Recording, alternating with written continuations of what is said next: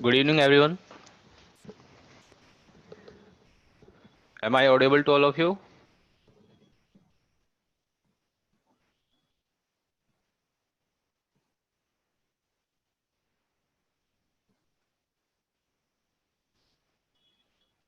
Okay, great.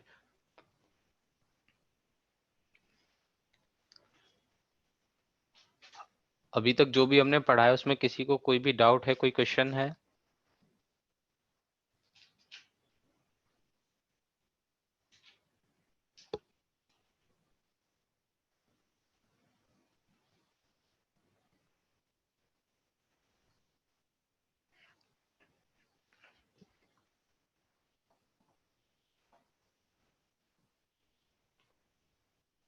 कल sectoral analysis पढ़ा था आप लोगों ने।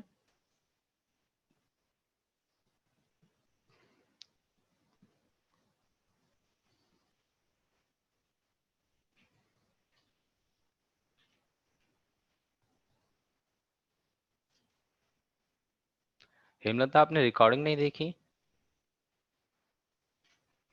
3 क्लासेस का पिछले मैं मेन जो पार्ट था, इम्पोर्टेंट जो लाइन थी वो मैं बता देता हूँ आपको,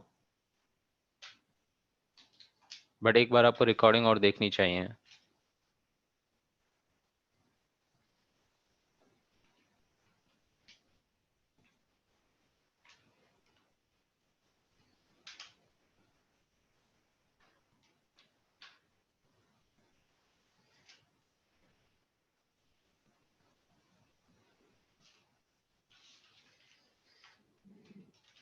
सर, सेक्टर डिमांड जोन को सपोर्ट करता है सप्लाई जोन को।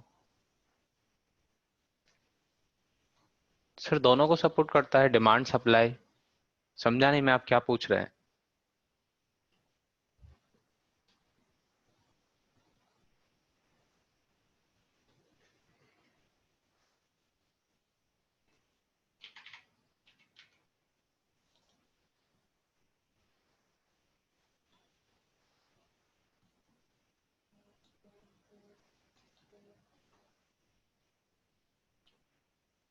ये एनएमडीसी है।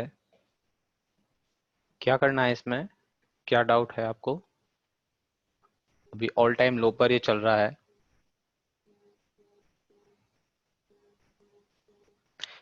कोई भी स्टॉक जब ऑल टाइम लो पे होता है तो उसमें कोई डिमांड जोन नहीं होता, उसमें न्यू डिमांड जोन ही फॉर्म होते हैं।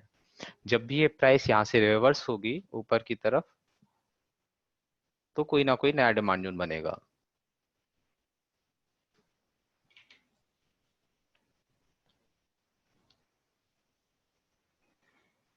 यदि निफ्टी मेटल डिमांड जोन में आया है,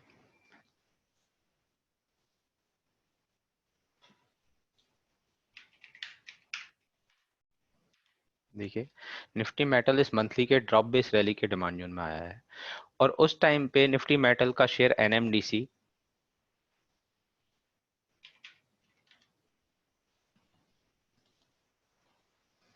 इसमें नीचे कोई भी डिमांड जोन नहीं है, तो इसे इग्नोर करना है। इसमें नया डिमांड जोन फॉर्म होने का वेट करना है हमें। जब भी कोई नया डिमांड जोन फॉर्म हो, इसमें अच्छा डिमांड जोन, नया डिमांड जोन फॉर्म हो जो कि लोकेशन, ट्रेंड, एग्जीक्यूशन, सारी चीजें उसमें परफेक्ट हो, उस टाइम पे ही हम देखेंगे कि सेक्टर के साथ ये कर रहा है या नहीं कर रहा है। सेक्टर तो है, सेक्टर में तो डिमांड जोन है अभी, बट एनएमडीसी में नहीं है, तो इसको इग्नोर करेंगे अभी।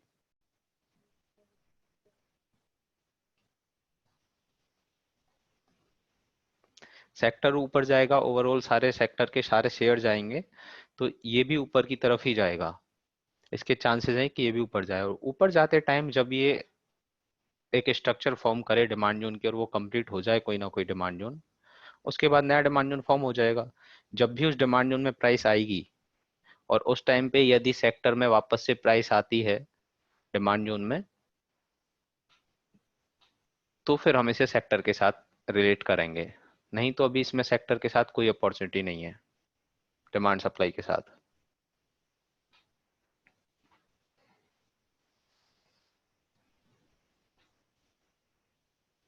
बिल्कुल, सेक्टर और ये दोनों एक साथ हैं, सेक्टर और स्टॉक में एक साथ जोन है, तो ही उसका ऑड स्कोर होगा, नहीं तो कोई और स्कोर नहीं माना जाएगा।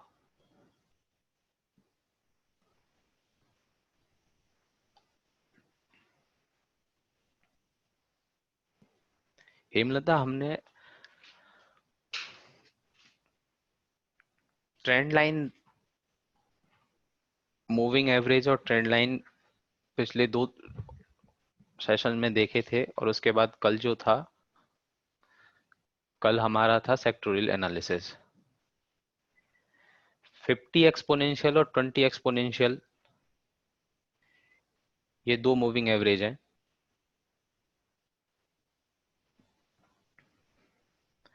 इन 2 मूविंग एवरेज के साथ कैसे हम अच्छी ट्रेड अपॉर्चुनिटी देखें और अपने ट्रेड सेटअप को अच्छा और स्कोर दें, वो हम लोगों ने पढ़ा था। बेसिकली इसमें 2 एप्लीकेशन थी, एक गोल्डन क्रॉसओवर, दूसरा death crossover.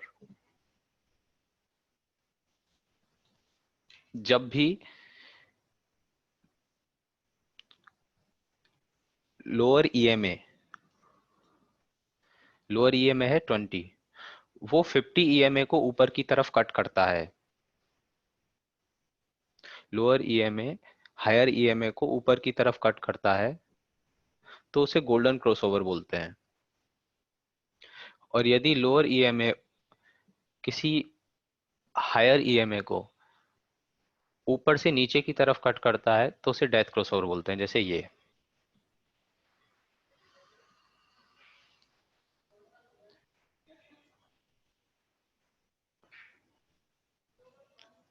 Death crossover supply zone के साथ ट्रेड करते हैं, और गोल्डन क्रॉसओवर डिमांड जोन के साथ ट्रेड करते हैं। बेसिकली ये कन्वेंशनल टेक्निक है, बट हमें सिर्फ इसी के ऊपर डिपेंड नहीं रहना है, हमें इन दोनों को डिमांड सप्लाई के साथ ही ट्रेड करना है।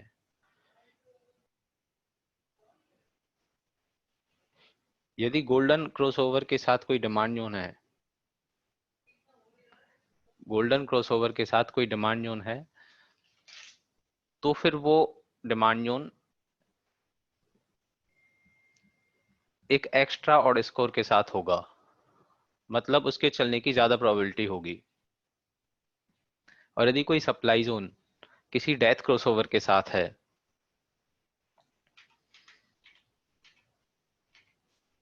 तो फिर उस सप्लाई जोन के चलने के ज्यादा चांसेस रहेंगे, उसको हम एक एक्स्ट्रा और देंगे, एक एक्स्ट्रा स्कोर देंगे।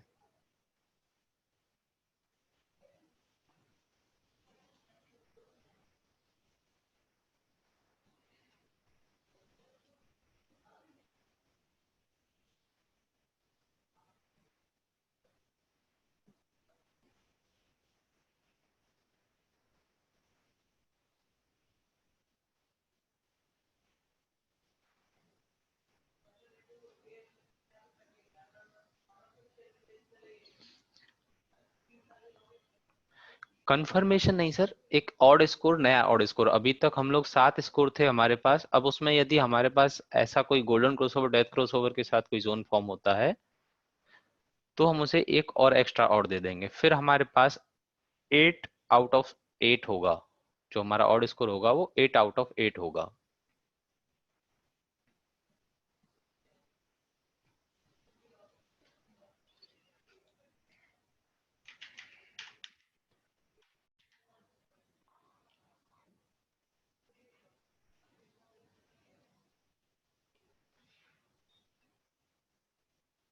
जैसे ये रैली बेस रैली का एक डिमांड जोन था, इस डिमांड जोन के पास ये देखिए गोल्डन क्रॉसओवर हो रहा है, 20 ईएमए ने 50 ईएमए को ऊपर की तरफ कट किया है। जब प्राइस ऊपर से नीचे इस डिमांड जोन में आई, तो इसने 2 दिन में अच्छा 4:1 3:1 का टारगेट दिया है। एंट्री हमारी यहाँ होगी, यहाँ।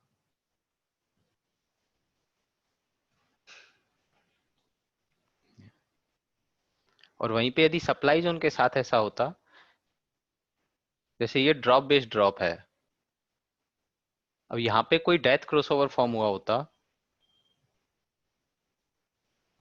तो वो एक एक्स्ट्रा ऑड होता उस पर्टिकुलर जोन के लिए। एक था हायर टाइम फ्रेम का 20 ईएमए, हमें हायर टाइम फ्रेम के जो ईएमएज हैं उन पे हॉरिजॉन्टल लाइन मार्क कर लेनी है।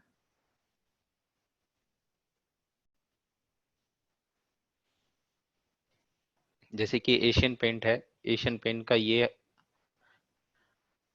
क्वार्टरली का एक्सपोनेंशियल है, यहाँ पे हमें एक हॉरिजॉन्टल लाइन मार्क कर लेनी है। क्वार्टरली, मंथली, वीकली, डेली, इन सारे टाइम फ्रेम पे हमें 20 ईएमए पे एक लाइन मार्क कर लेनी है horizontal.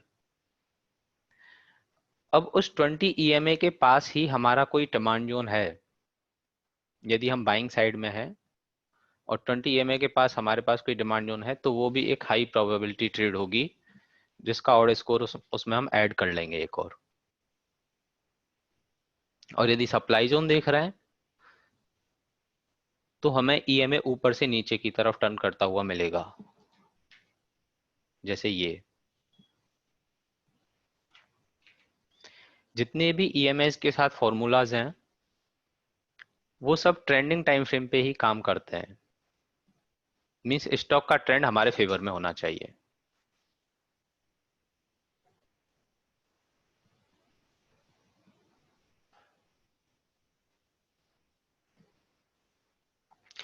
Golden crossover, death crossover, ये जितनी भी एप्लीकेशन है वो सारी एप्लीकेशन एग्जीक्यूशन टाइम फ्रेम पे ही काम में आएंगी, और जनरली हमें मंथली इनकम ट्रेड और वीकली इनकम ट्रेड के लिए उनको काम में लेना है।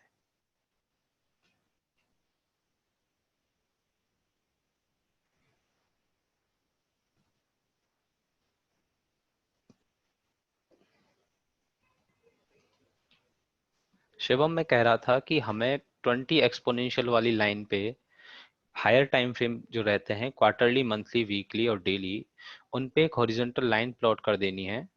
जैसे मंथली का एक्सपोनेंशियल ये है 20 एक्सपोनेंशियल, मैंने यहाँ पे मार्क कर दी है। अब यदि डेली पे मुझे यहाँ पे दिख रहा है कि ये देखो, ये मेरा मंथली का एक्सपोनेंशियल था, ये डेली पे मेरे पास यहाँ पे डिमांड जोन है, तो ये मेरे लिए एक एक्स्ट्रा ऑड के साथ डिमांड जोन हो गया। क्यों? क्योंकि ये 20 वाली एक्सपोनेंशियल जो लाइन है वो मेरे डिमांड जोन को कोइंसाइड कर रही है।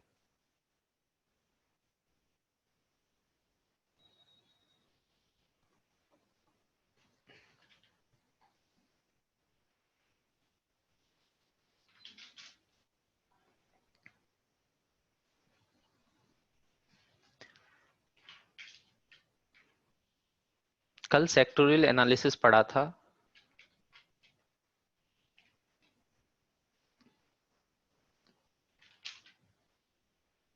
जिसमें हमें सेक्टर में भी डिमांड सप्लाई फाइंड आउट करने होते हैं। यदि सेक्टर में कोई डिमांड जोन है,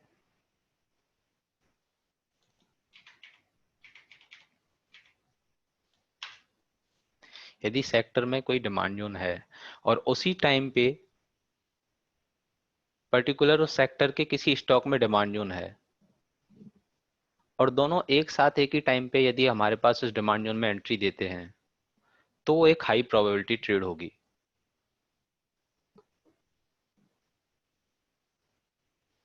सेम सप्लाई जोन के लिए है, यदि सेक्टर में सप्लाई जोन है, उस पर्टिकुलर सेक्टर के किसी स्टॉक में सप्लाई जोन है और दोनों सेम टाइम पे एंट्री देते हैं, तो वो भी एक हाई प्रोबेबिलिटी ट्रेड होगी। बाकी आप इसमें, मैंने मेन मेन पॉइंट बता दिए हैं, इसकी रिकॉर्डिंग देखना और अपने हाथ से नोट्स एक बार बनाना इनके, फिर प्रैक्टिस करना।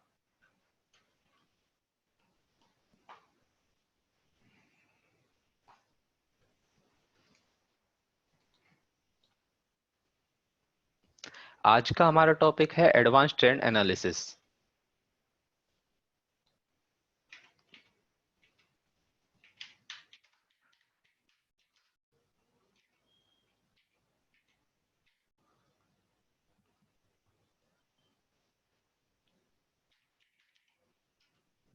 एडवांस ट्रेंड एनालिसिस, अभी तक जो हम ट्रेंड देख रहे थे वो सेवंथ कैंडल के अकॉर्डिंग देख रहे थे, कि जिस भी टाइम फ्रेम पे हमें ट्रेंड देखना है तो करंट कैंडल से सेवंथ कैंडल काउंट करेंगे,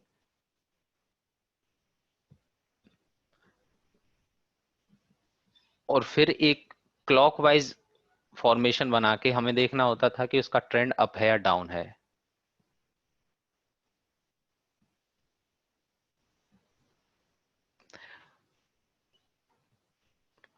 अभी हम लोग एडवांस ट्रेंड एनालिसिस सीखने वाले हैं, जिसमें हमें पहले से ही आइडिया हो जाएगा कि आने वाले टाइम में हमारे किसी भी स्टॉक का ट्रेंड क्या रहने वाला है। यदि प्राइस यहां आती है तो हमारा ट्रेंड क्या होगा,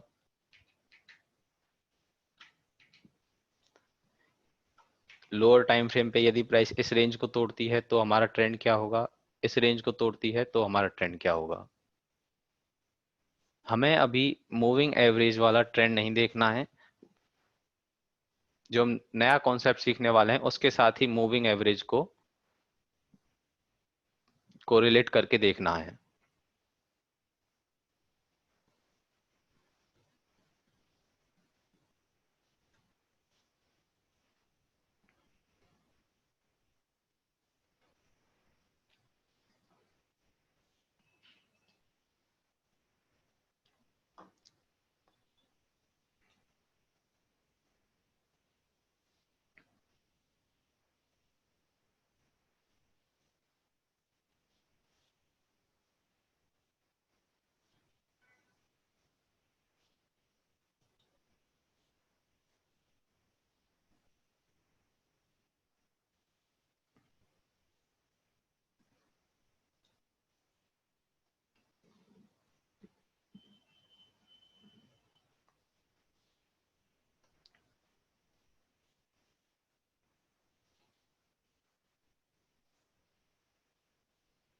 सपोज कीजिए हमारे पास ये एक फॉर्मेशन है, ड्रॉप बेस्ड ड्रॉप, लगातार प्राइस नीचे की तरफ आ रही है। इसका ट्रेंड हमें क्लियर कट पता है कि डाउन है, क्योंकि इतने दिन तक प्राइस लगातार नीचे रही है। हमें अभी तक की स्ट्रक्चर से ये सारी कैंडल का हम ट्रेंड देखना चाहें तो हमें क्लियर पता चल रहा है कि इनका ट्रेंड डाउन है।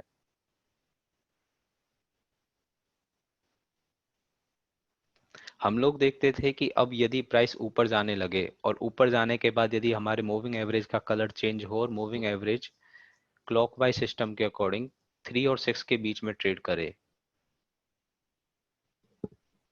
सॉरी 12 और 3 के बीच में ट्रेड करे, तो हमारा ट्रेंड अप होगा, और 3 और 6 के बीच में करे तो ट्रेंड डाउन होगा।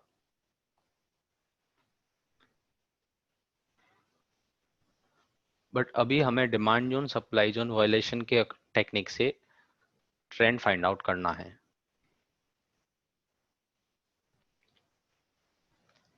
ये हमारे पास कोई स्ट्रक्चर है जिसमें दो डिमांड जोन है हमारे पास, एक ये और एक ये। यहां तक का ट्रेंड हमें क्लियर कट पता है कि डाउन है।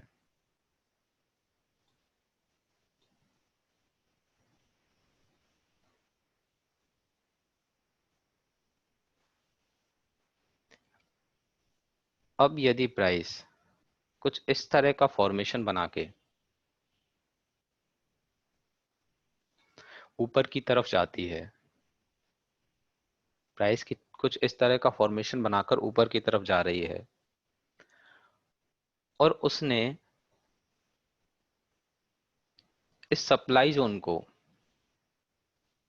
ये जो सप्लाई जोन है नियरेस्ट एक सप्लाई जोन, इस सप्लाई जोन को ब्रेक कर दिया है, और इस सप्लाई जोन को ब्रेक करने के बाद उसके ऊपर क्लोजिंग दी है प्राइस ने,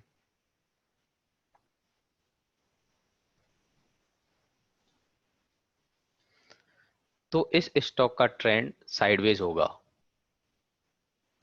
यदि कोई करंट प्राइस एक्शन किसी एक सप्लाई एरिया को ब्रेक कर देता है, एक सप्लाई जोन एरिया ब्रेक होने के बाद ट्रेंड साइडवेज होगा। और यदि फिर उसके बाद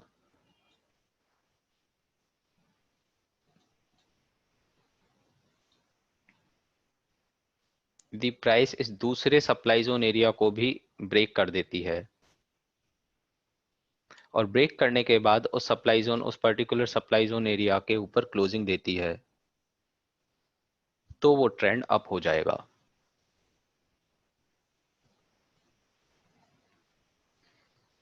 यदि करंट प्राइस एक्शन ने एक सप्लाई जोन ब्रेक किया है तो ट्रेंड साइडवेज, और दो सप्लाई जोन ब्रेक किए हैं तो ट्रेंड अप।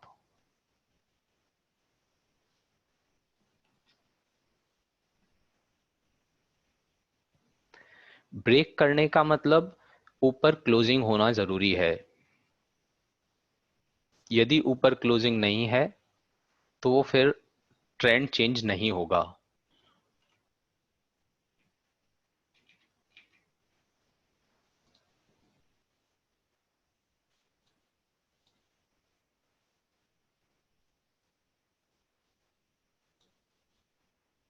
सपोज कीजिए ये दूसरा सप्लाई जोन था,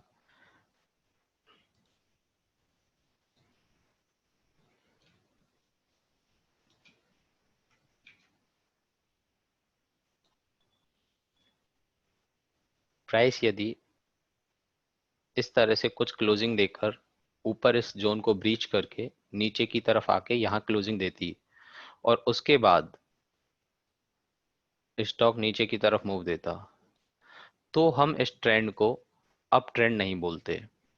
क्यों? क्योंकि इसके ऊपर प्राइस ने क्लोजिंग नहीं दी।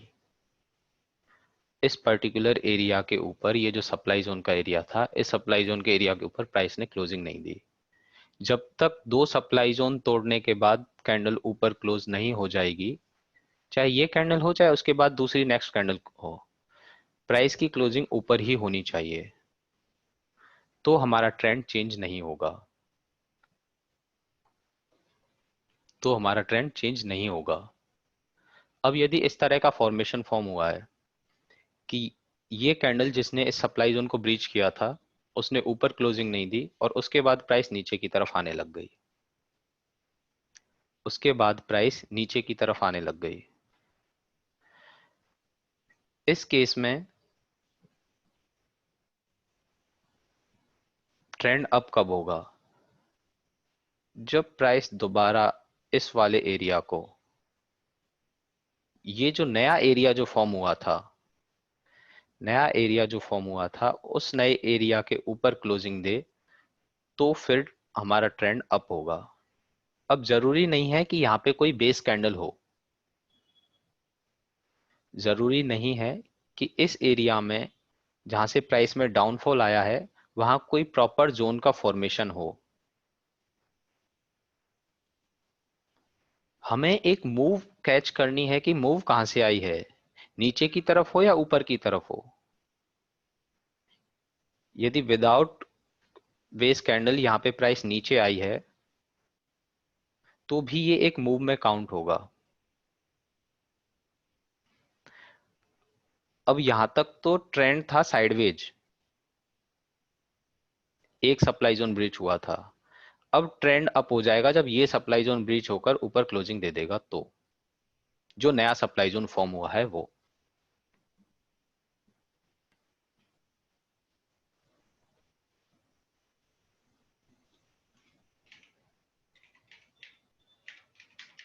यहां साइडवेज और इस वाले एरिया के ऊपर अप ट्रेंड यहां पे।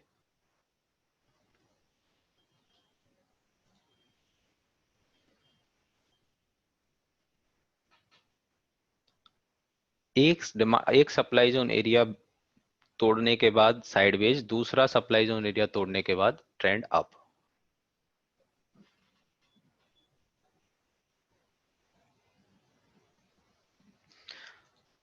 अब सपोज कीजिए कि प्राइस वापस नीचे की तरफ रिवर्स होके आती है, प्राइस वापस नीचे की तरफ आ रही है, प्राइस ऊपर से नीचे की तरफ आ रही है। अब ये जो करंट प्राइस एक्शन है, इससे पहले यहां तक ट्रेंड अप था, इस ग्रीन कैंडल तक ट्रेंड अप था। अब उसके जब बाद जब प्राइस में नीचे की तरफ डाउनफॉल आने लगा, तो फिर ट्रेंड के लिए नई सिचुएशन होगी।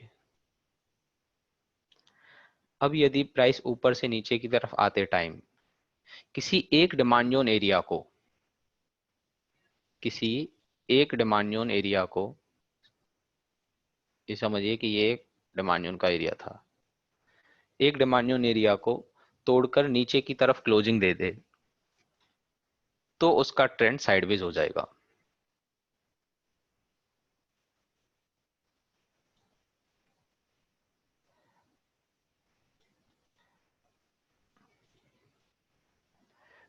और यदि प्राइस कंटिन्यूअस फॉल के साथ या फिर एक बार ऊपर जाने के बाद नीचे आए, दूसरे सप्लाई जोन को भी ब्रेक कर दे, दूसरे डिमांड जोन को भी ब्रेक कर दे, जो कि ये फॉर्म हुआ था दूसरा डिमांड जोन, इस डिमांड जोन को ब्रेक करने के बाद नीचे क्लोजिंग दे दे तो ट्रेंड डाउन हो जाएगा।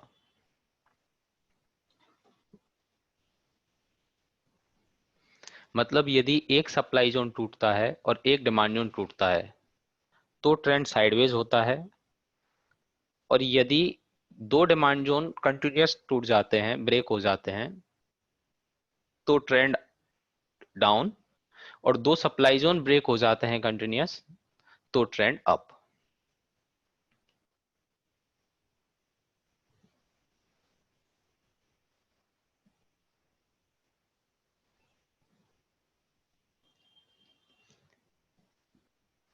ये ट्रेंड का जो नया फॉर्मेशन है, नया फॉर्मूला है, वो आपको क्लियर है? और एग्जाम्पल हम लोग डिस्कस करेंगे। बाकी ये जो अभी बताया है थोड़ा सा ट्रिकी है, बट आप लोग प्रैक्टिस करेंगे, रिकॉर्डिंग एक बार देखेंगे, और हम बहुत सारे एग्जाम्पल डिस्कस करने वाले हैं, उससे और अच्छी तरह से क्लियर हो जाएगा। यदि करंट प्राइस एक्शन ने एक सप्लाई जोन ब्रीच किया है और उसके ऊपर क्लोजिंग दी है तो ट्रेंड साइडवेज, यदि दो सप्लाई जोन ब्रेक किए हैं और ऊपर क्लोजिंग दी है तो ट्रेंड अप,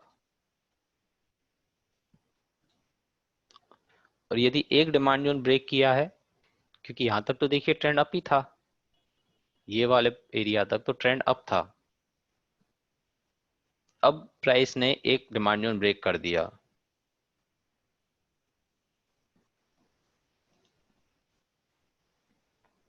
एक डिमांड जोन ब्रेक कर दिया तो ट्रेंड हो गया वापस से साइडवेज, और यदि दूसरा डिमांड जोन भी ब्रेक कर दिया तो ट्रेंड हो गया डाउन।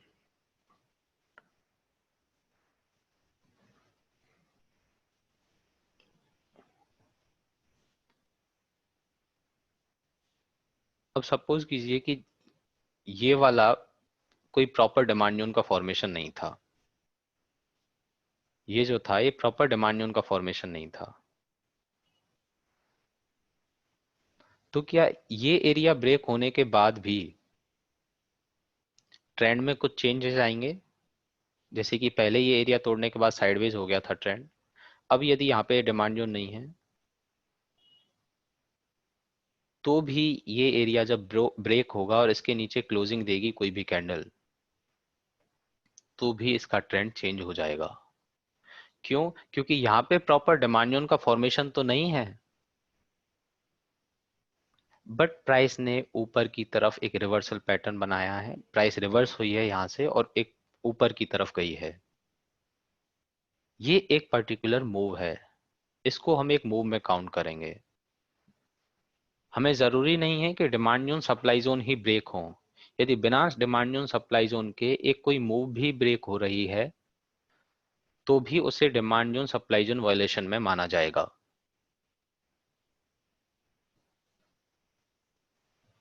ध्यान रखना है क्लोजिंग का, क्लोजिंग होना इंपॉर्टेंट है, क्लोजिंग होना इंपॉर्टेंट है। यदि कैंडल किसी जोन के या किसी मूव के ऊपर या नीचे कहीं भी उसे ब्रेक करने के बाद क्लोजिंग नहीं दे रही है, इस वाले केस में इसने ऊपर क्लोजिंग नहीं दी तो ट्रेंड अप नहीं हुआ है, ट्रेंड साइडवेज ही रहा है। उसके बाद प्राइस नीचे आई, नीचे आने के बाद वापस से ऊपर गई और जो नया एरिया जो फॉर्म हुआ था, ये वाला नया एरिया, उसके ऊपर क्लोजिंग दे दी तो फिर ट्रेंड अप हुआ है, इस वाले एरिया के ऊपर ट्रेंड अप हुआ है।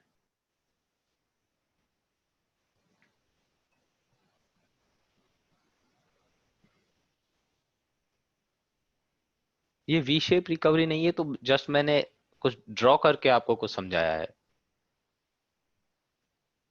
वी शेप रिकवरी ऐसी होती है,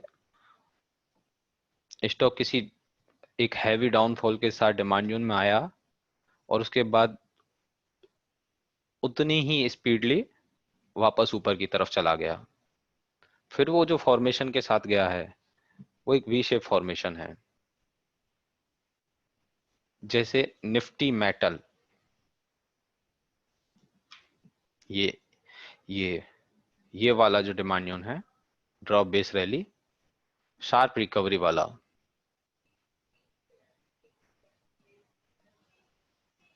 ये है वी शेप।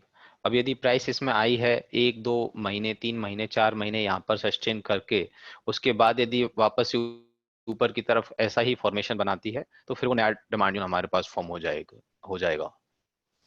जैसे हमने एसबीआई के एग्जांपल में भी देखा था।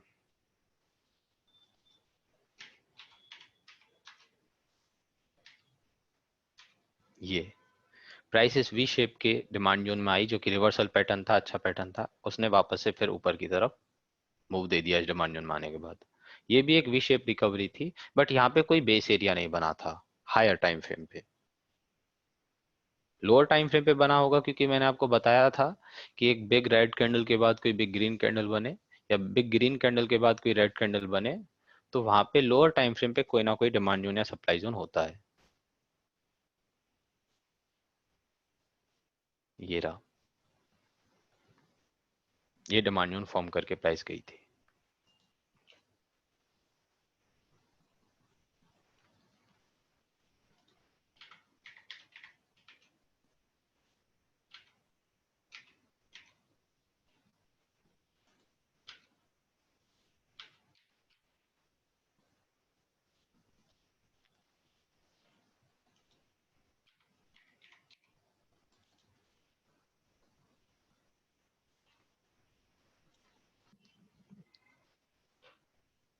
एग्जाम्पल डिस्कस कर लेते हैं।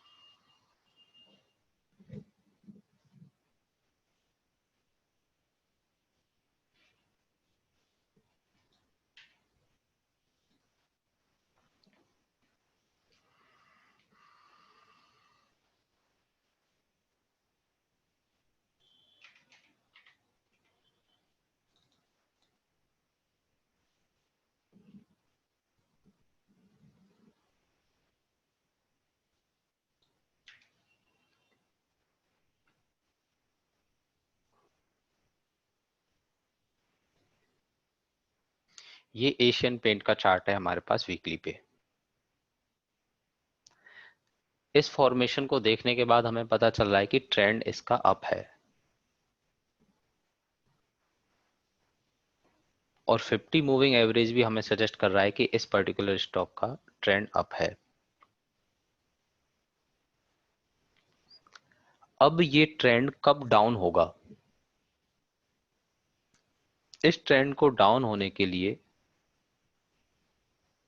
स्टॉक को दो डिमांड जोन ब्रेक करने पड़ेंगे, दो डिमांड जोन ब्रेक करने पड़ेंगे, तभी इसका ट्रेंड डाउन होगा। सबसे पास में एक ये डिमांड जोन है, ड्रॉप बेस रैली, और दूसरा डिमांड जोन है ये। अब यदि प्राइस ऐसे यहां पे आती है और इसको ब्रीच करके नीचे क्लोजिंग देती है, इसको ब्रीच करके नीचे क्लोजिंग देती है, तो यहां तक हमारा ट्रेंड हो जाएगा डाउन। इस पर्टिकुलर एरिया में आते ही हमारा ट्रेंड हो जाएगा डाउन, और उसके बाद जब ये इस डिमांड जोन को ब्रेक करेगा, ये ड्रॉप बेस रैली, और उसको ब्रेक करने के बाद नीचे क्लोजिंग इंपॉर्टेंट है।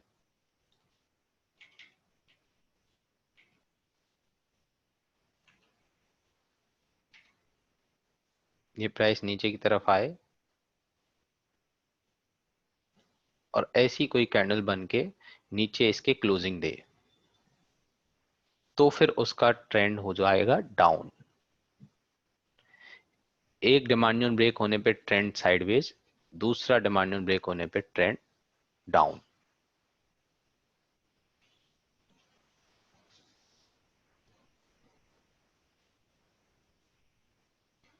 यस, फर्स्ट में साइडवेज और सेकंड में डाउन।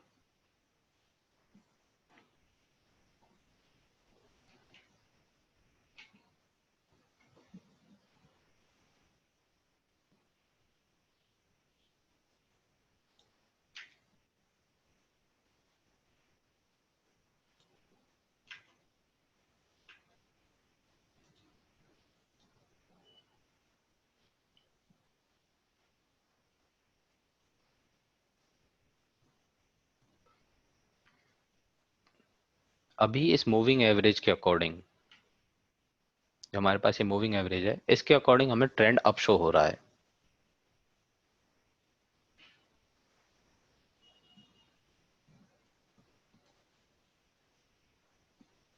इसके अकॉर्डिंग हमारा ट्रेंड अप है।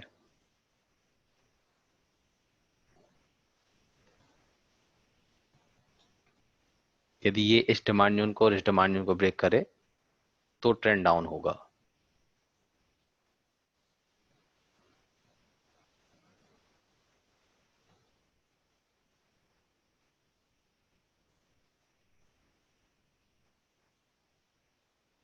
ये हमें ट्रेंडिंग टाइम फ्रेम पे ही चेक करना है। ये हमें ट्रेंडिंग टाइम फ्रेम पे ही चेक करना है।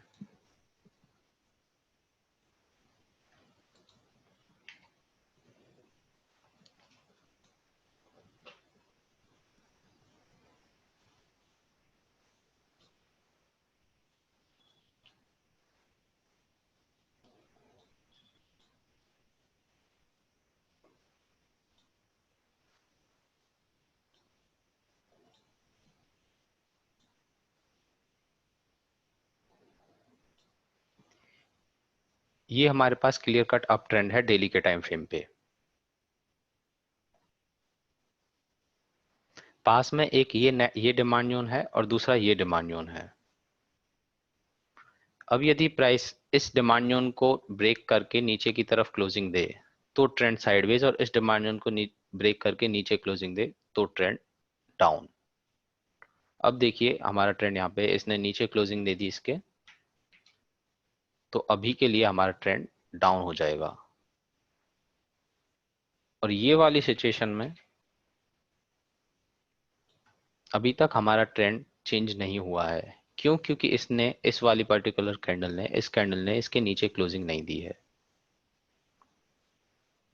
ये नेक्स्ट कैंडल जो फॉर्म हुई थी उसने इसके नीचे क्लोजिंग दी, तो हमारा ट्रेंड साइडवेज हो गया।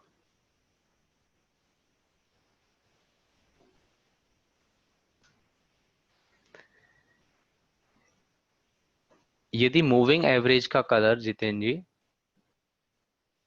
यदि हम लोग अप ट्रेंड देख रहे हैं और मूविंग एवरेज का कलर भी हमें ग्रीन शो हो रहा है,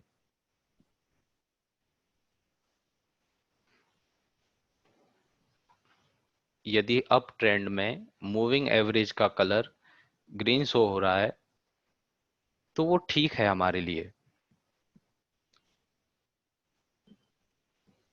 ऐसा नहीं है कि हर टाइम हमारे पास डिमांड जोन सप्लाई जोन वालेशन के अकॉर्डिंग ट्रेंड अप है और मूविंग एवरेज का कलर यदि रेड है तो फिर हमें उसको, डिमांड सप्लाई वॉल्यूशन को इग्नोर करना है। नहीं, हमारी प्रायोरिटी डिमांड सप्लाई वॉल्यूशन ही रहने वाली है। यदि मूविंग एवरेज का कलर हमारा साथ दे रहा है तो कहीं ना कहीं एक डाउनफॉल या एक अपमूव के बाद प्राइस ने सस्टेन किया है। प्राइस ने सस्टेन किया है उसके बाद ही इस मूविंग एवरेज वाला जो डेटा है, जो लास्ट प्रीवियस डेटा था, प्रीवियस डेटा हटता गया और न्यू डेटा उसमें ऐड होता गया, और न्यू डेटा ऐड होने के बाद जो उसमें एवरेजिंग आई वो ऊपर की प्राइस की आई है, और ऊपर की प्राइस आने के बाद ग्रीन मूविंग एवरेज फॉर्म हुआ है। और यदि ये हम डाउन साइड में देख रहे हैं तो उस एरिया के नीचे कहीं ना कहीं उस मूविंग एवरेज ने सस्टेन किया है कंटिन्यूअसली। जैसे कि ये देखिए, यहाँ पे एकदम से साइडवेज है, ये साइडवेज है। अब 2 दिन प्राइस ऊपर यहां तक चली गई। अब 2 दिन जाने के बाद ऐसा तो नहीं है ये जो मूविंग एवरेज वाली लाइन है ये अचानक से इसके साथ ही ऊपर चली गई हो। क्यों? क्योंकि इतने दिन का डेटा, इतने दिन का जो डेटा ऐड हो रहा था उसमें सपोज कीजिए ये 2 कैंडल का डेटा बस हटा है और ये 2 कैंडल का ऐड हुआ है। जब तक इसमें और नई क्लोजिंग प्राइस, ऊपर की नई क्लोजिंग प्राइस ऐड नहीं होगी तब तक ये और ऊपर की तरफ नहीं जाएगा। जैसे जैसे ये प्रीवियस हटता जाएगा और नया ऊपर का ऐड होता जाएगा तो ही इसका कलर चेंज होगा,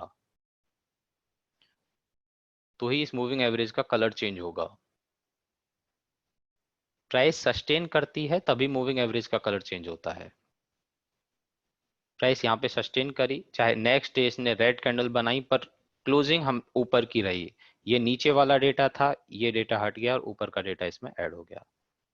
फिर इसके बाद देखिए इसने ग्रीन फॉर्मेशन शुरू कर दिया।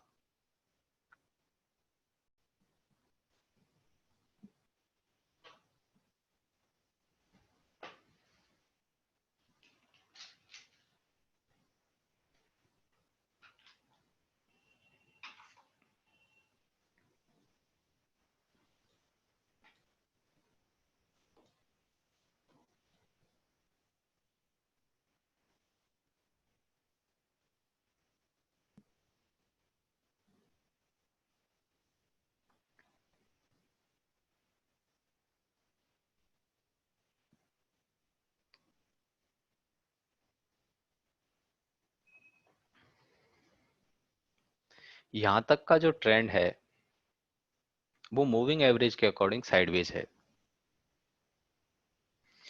बट जब हम इसका ट्रेंड देखेंगे कि आने वाले टाइम पे क्या ट्रेंड रहने वाला है, जब प्राइस यहाँ आएगी या यहाँ आएगी तो ट्रेंड क्या होगा, या इसका ट्रेंड अप कब होगा और डाउन कब होगा और साइडवेज कब रहेगा। तो एक नियरेस्ट डिमांड या सप्लाई ये ब्रेक करेगा। ये वाला जो सप्लाई जोन एरिया है ये प्रॉपर एरिया नहीं है, बट प्राइस में यहाँ से यहाँ तक कंटिन्यूअसली एक डाउनफॉल आया है, ये एक मूव है।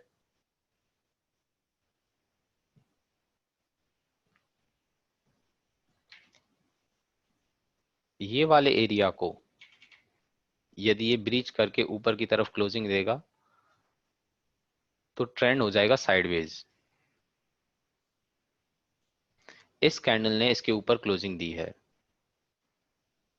और उसके बाद जो एरिया है ये वाला, ये वाला एरिया,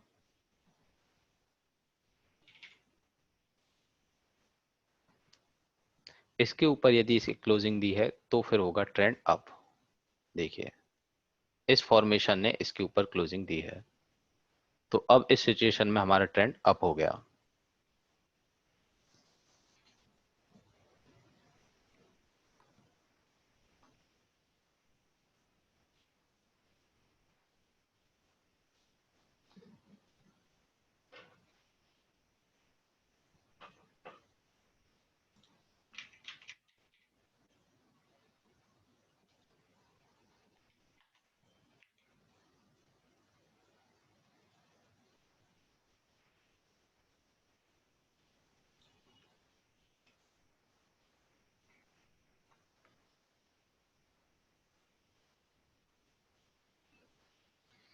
अभी इसका ट्रेंड मूविंग एवरेज के अकॉर्डिंग डाउन है। Amaraja battery weekly moving average के अकॉर्डिंग इसका ट्रेंड डाउन है। और यदि डिमांड सप्लाई वॉल्यूशन देखें तो भी देखिए ये करंट प्राइस एक्शन जो ये फॉर्म हुआ है, ये वाला करंट प्राइस एक्शन,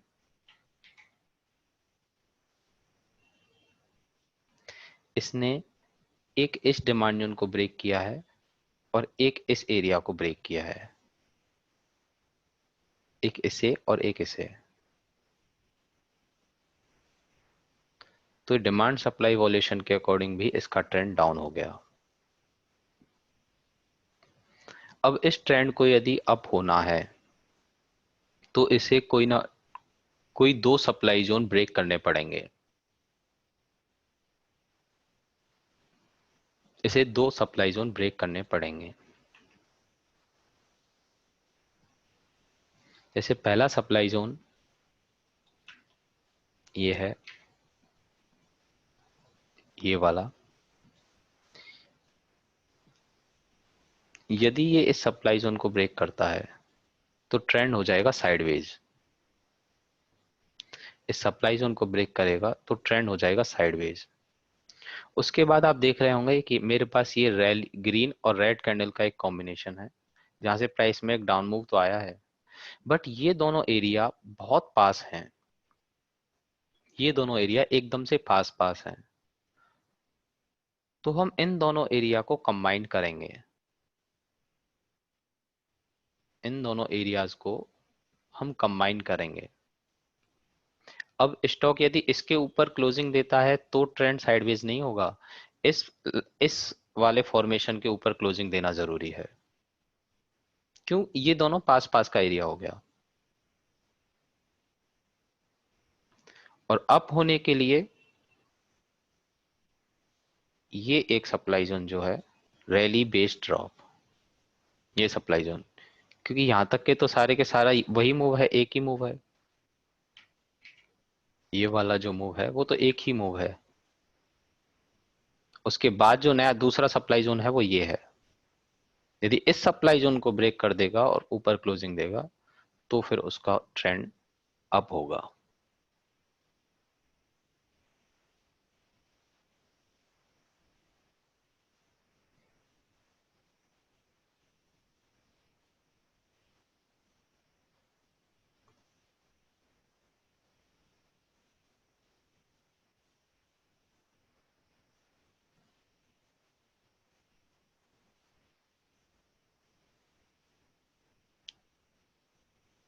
कौन सी वाली थर्ड कैंडल सर?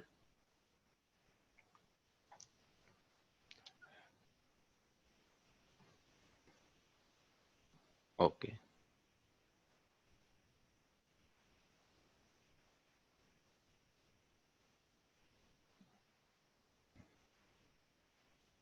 तो ट्रेंड डिमांड सप्लाई वॉल्यूशन के अकॉर्डिंग ट्रेंड को कैसे आइडेंटिफाई करना है ये आप लोगों ने सीख लिया।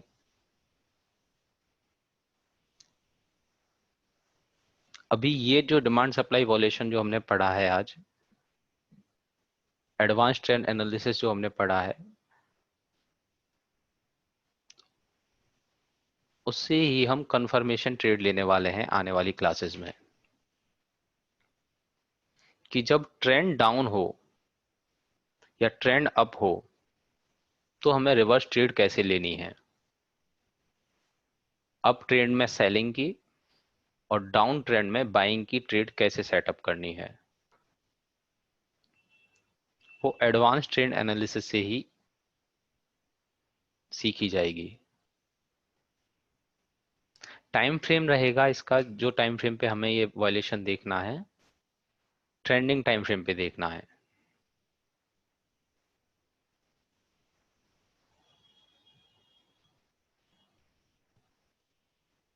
यदि सपोज कीजिए हम मंथली इनकम ट्रेड प्लान कर रहे हैं तो हमें वीकली इनकम सॉरी वीकली के टाइम फ्रेम पे ये ट्रेंड देखना है। और वीकली इनकम ट्रेड प्लान कर रहे हैं तो डेली पे, डेली इनकम ट्रेड प्लान कर रहे हैं तो 75 मिनट पे, और आवरली इनकम ट्रेड प्लान कर रहे हैं तो 15 मिनट पे।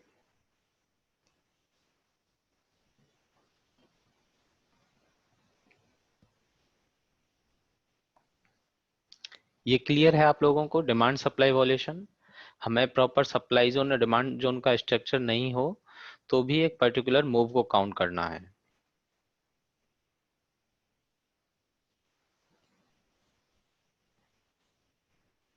जैसे यहाँ पे कोई सप्लाई जोन का प्रॉपर स्ट्रक्चर नहीं है, देख रहे हैं आप, ये वाले एरिया में कोई सप्लाई जोन का प्रॉपर स्ट्रक्चर नहीं है,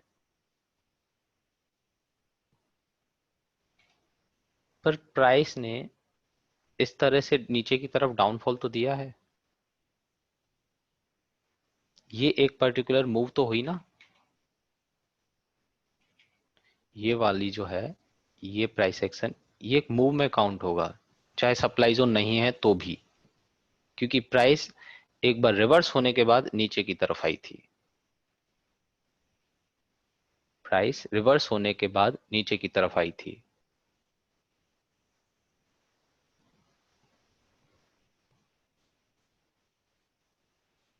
अब ये एरिया जो है, यहाँ पे भी कोई डिमांड नहीं बना, बट यहाँ पे भी प्राइस रिवर्स होकर ऊपर की तरफ गई थी, तो ये एरिया ब्रेक होने के बाद भी ट्रेंड चेंज होगा।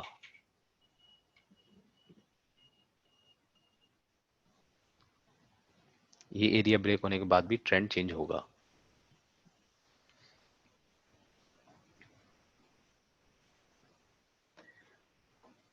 ये हो गई demand zone supply zone violation के बिहाफ पे ट्रेंड चेक करना।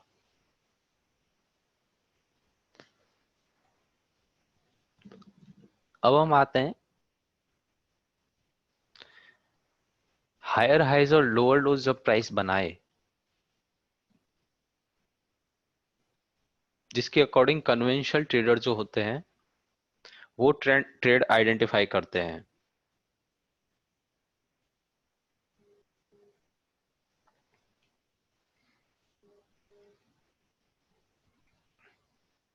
वो कैसे होता है मैं बताता हूं आपको।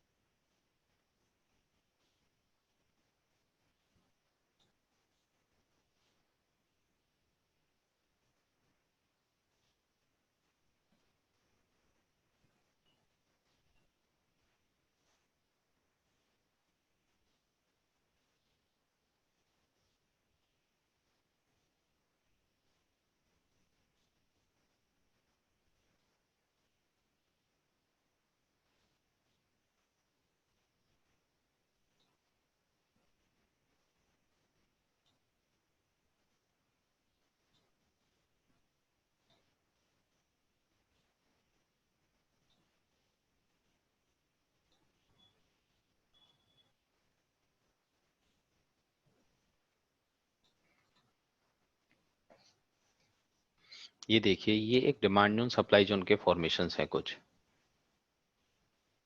यहाँ पे देखिए कंटिन्यूसली प्राइस नीचे की तरफ आ रही है,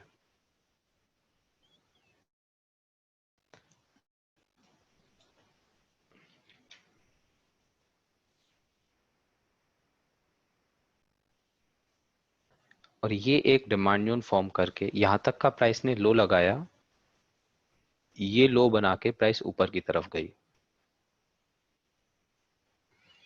और ऊपर जाने के बाद ये वाला जो डाउनफॉल था जहां से प्राइस ऊपर से नीचे की तरफ आना शुरू हुई, उसको ब्रेक नहीं किया, ना ही वहां तक प्राइस पहुंची, और उससे पहले ही नीचे की तरफ उसने मूव देना शुरू कर दिया। उससे पहले नीचे की तरफ मूव देना शुरू किया।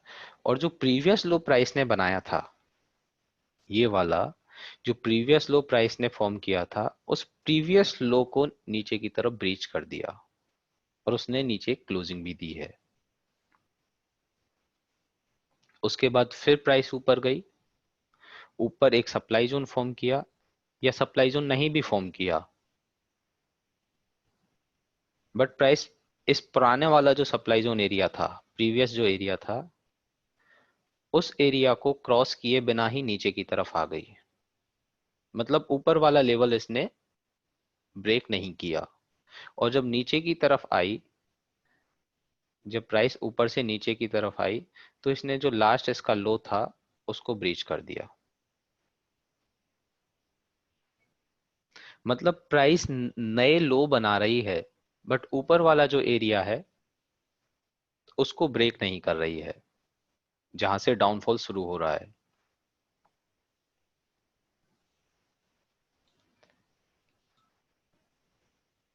यदि प्राइस ने इस तरह से कोई फॉर्मेशन बनाया है, ये एक नया लो बनाने के बाद ऊपर प्राइस ऊपर गई है, तो उसको लोअर लो बोलेंगे। और ऊपर जाकर इसने नया हाई नहीं बनाया है, इस प्राइस ने नया हाई नहीं बनाया है, तो इसको लोअर हाई बोलेंगे। अब जब प्राइस ऊपर से नीचे की तरफ वापस आई और इसने पुराने वाले लोअर लो को ब्रेक कर दिया, तो ये रह गया नया लोअर लो। और जब प्राइस ऊपर गई और इसने ऊपर वाले लोअर हाई को ब्रेक नहीं किया,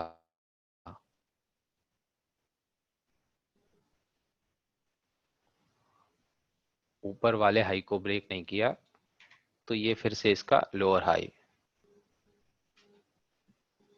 फिर प्राइस नीचे आई और नीचे वाले एक लोअर लो को ब्रेक कर दिया, तो लोअर लो।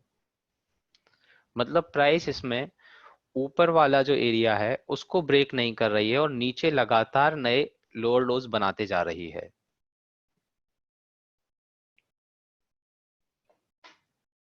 अब यदि प्राइस एक नया लोअर लो बनाती है, ये यहां पर इस प्राइस ने एक नया लोअर लो बनाया है, तो ट्रेंड साइडवेज कन्वेंशनल पैटर्न के अकॉर्डिंग।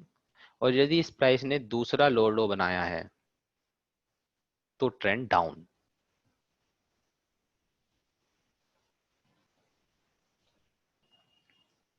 तो ट्रेंड डाउन माना जाएगा। अब इसके बाद यदि प्राइस ऊपर की तरफ गई और इसने प्रीवियस लोअर हाई को ब्रेक कर दिया, तो ये इसका नया हायर हाई। और ऊपर से नीचे आते टाइम,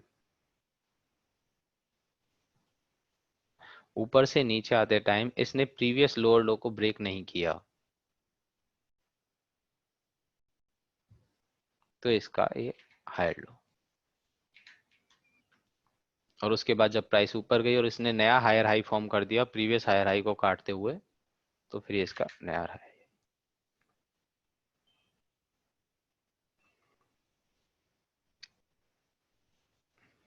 इस वाले केस में इसने इन दो लोअर हाइज को ब्रेक कर दिया है यहाँ पे, एक इसे और एक इसे, तो इसका ट्रेंड अप हो गया।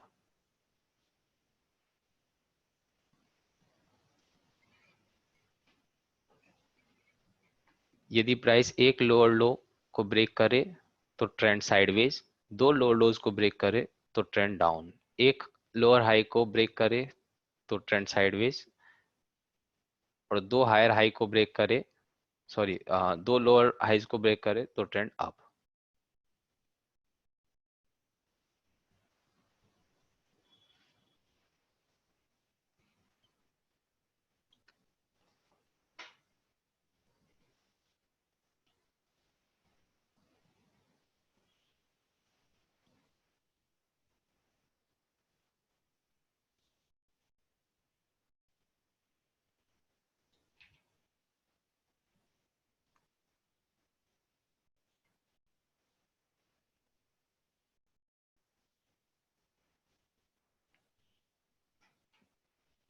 जैसे देखिए ये फॉर्मेशन है एक,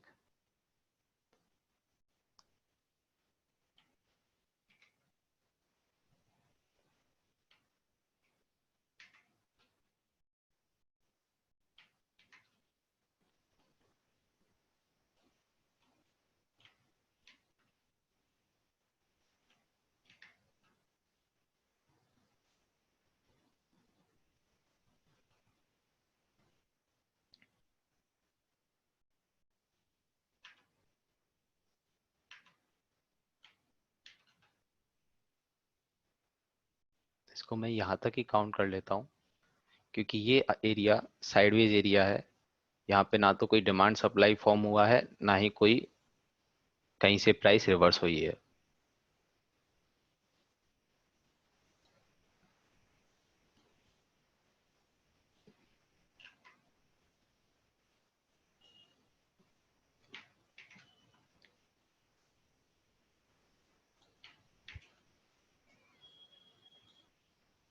अब देखिए ये यहाँ पर प्राइस ने यहाँ से ऊपर की तरफ जाना शुरू किया और एक नया हायर हाइज का पैटर्न बनाया। उससे नीचे आने के बाद प्राइस ने जो इसका लो था वो ब्रेक नहीं किया और उसके बाद ऊपर गई। ऊपर जाते टाइम इसने इसका हायर हाई भी ब्रेक नहीं किया। इसने ऊपर जाते टाइम इसका हायर हाई भी ब्रेक नहीं किया और नीचे रिवर्स हो रही होते टाइम इसने इसका नया लोअर लो भी ब्रेक नहीं किया। बट जब उसके बाद प्राइस ऊपर की तरफ गई तो इसने एक नया हायर हाइज फॉर्म कर दिया यहाँ पे। और जब प्राइस नीचे आई तो इसने इसके इस लो को नहीं काटा और उसके बाद जब ऊपर गई तो एक नया और हायर हाई बना दिया। तो इस तरह का कंटिन्यूअस फॉर्मेशन, जब हायर हाइज बन रहे हो, प्राइस नए हाई बना रही हो और नए पुराने वाले लो को नहीं काट रही हो, तो ट्रेंड अप होता है। तो ट्रेंड अप होता है। और यदि प्राइस नीचे की तरफ लोअर लोज बना रही हो और ऊपर वाले हाइज को नहीं काट रही है तो ट्रेंड डाउन होता है। ऐसा कन्वेंशनल ट्रेडर करते हैं। उनका जो ट्रेंड का फॉर्मेशन जानने का फॉर्मेशन होता है वो हायर हाइज और लोअर लोज के अकॉर्डिंग होता है।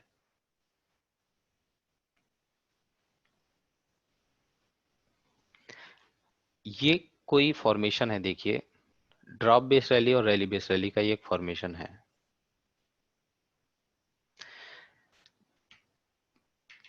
कन्वेंशनल ट्रेडर के अकॉर्डिंग ये एक पूरा मूव है यहां से यहां तक। अब यदि प्राइस इसको इस लेवल को ब्रेक नहीं करेगी जब तक उनके लिए ट्रेंड चेंज नहीं होगा। बट यदि हम डिमांड सप्लाई वायलेशन के अकॉर्डिंग देख रहे हैं तो हमारे पास इस पूरे मूव में ही देखिए दो डिमांड जोन हैं, एक तो ये और एक ये। उनके अकॉर्डिंग तो यहाँ पे साइडवेज होगा और हमारे अकॉर्डिंग यहाँ पे साइडवेज और यहाँ पे डाउन।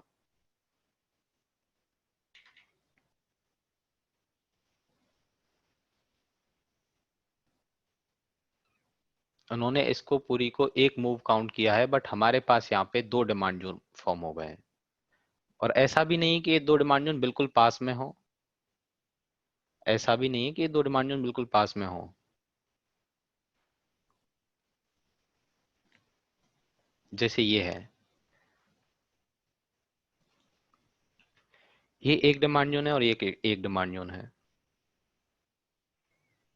अब यदि ये डिमांड जोन ब्रेक होता है तो ट्रेंड साइडवेज। अब दूसरा जो डिमांड जोन होगा, दूसरा जो फॉर्मेशन होगा जिसके ब्रेक होने के बाद ट्रेंड चेंज हो जाएगा, वो हम इसे काउंट नहीं करेंगे। इसे काउंट नहीं करेंगे क्यों? क्योंकि ये तो बिल्कुल एकदम से इसके पास में ही है। जब प्राइस इस पूरे एरिया को ब्रेक करेगी तो ट्रेंड साइडवेज होगा। इस पूरे एरिया को ब्रेक करने के बाद ट्रेंड साइडवेज होगा। ऐसा नहीं ये एक एरिया है और ये एक एरिया, क्योंकि ये बहुत पास हैं। और इस वाले केस में ये दोनों पास नहीं थे, ये दूर थे।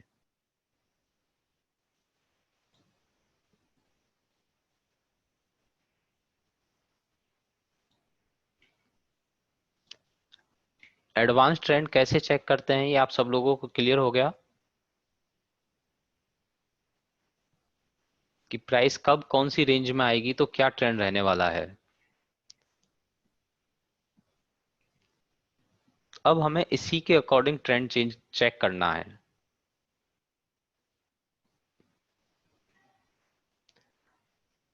अब इससे क्या होगा, यदि हम लोग सपोज कीजिए मंथली इनकम ट्रेड प्लान कर रहे हैं एक्सिस बैंक में, या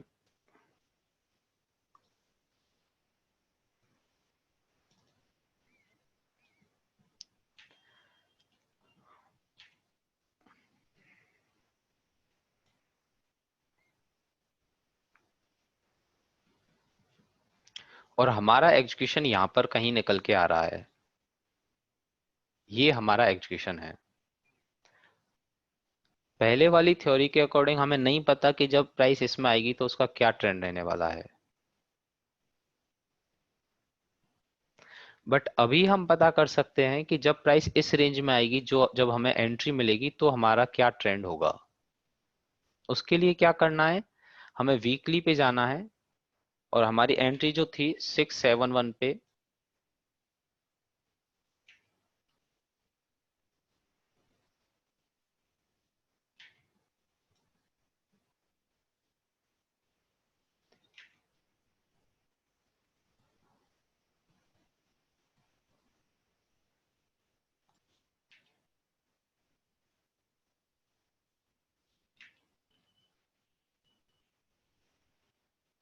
यहाँ इस एरिया में हमारी एंट्री थी।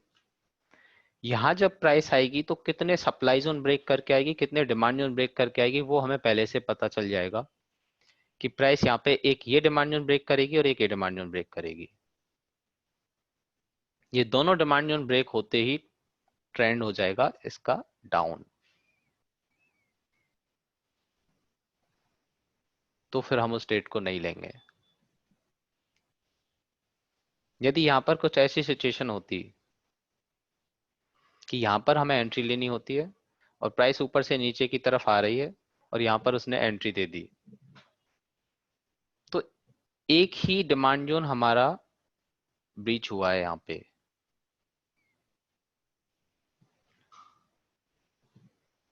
सिर्फ एक डिमांड जोन।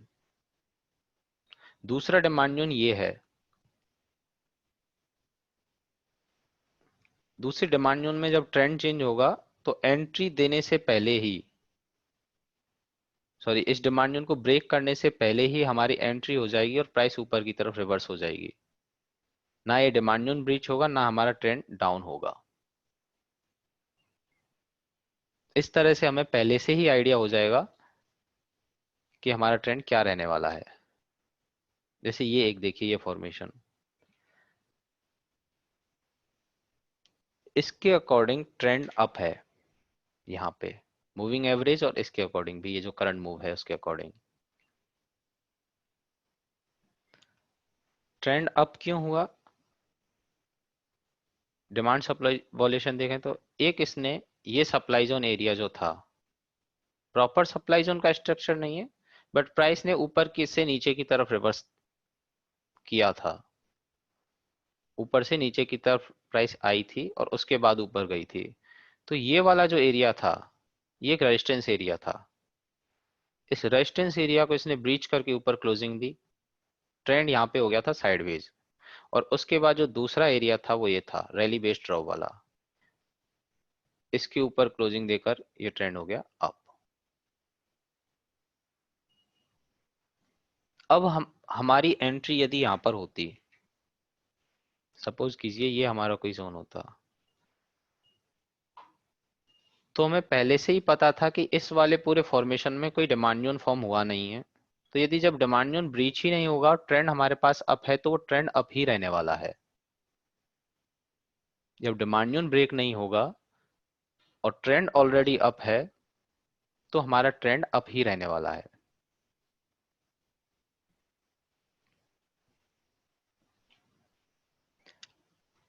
अभी आगे हमें इसी तरह से ट्रेड फाइंड आउट करनी है, इसी तरह से ट्रेंड चेक करना है। ये सब लोगों को क्लियर हो गया। ग्रुप में किसी ने सेंड किया था HDFC बैंक का चार्ट।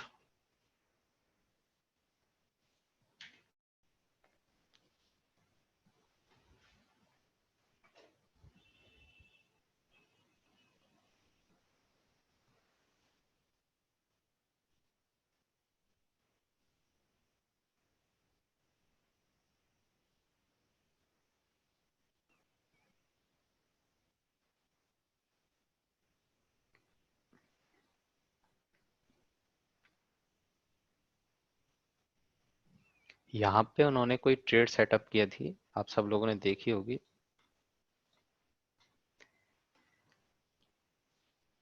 ये कुछ उनकी एंट्री ऐसे, और यहाँ इन्होंने गोल्डन क्रॉसओवर के ऊपर सप्लाई स्टॉप लॉस रखा था।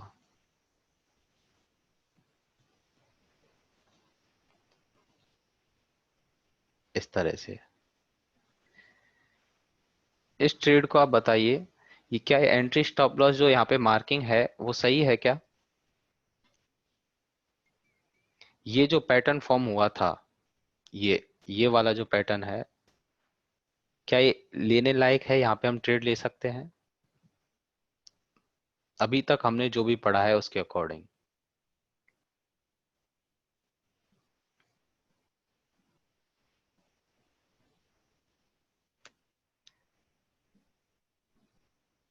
इतना सारा गार्बेज एरिया, प्राइस ने अपने लेगिन जो थी उस लेगिन से नीचे लेग आउट भी नहीं गई, क्लोजिंग अच्छी नहीं है, तो ये ट्रेड अच्छी है ही नहीं। हमें इस तरह की ट्रेड बिल्कुल देखनी ही नहीं है, बिल्कुल इग्नोर करनी है। ये कोई ट्रेड का सेटअप है ही नहीं।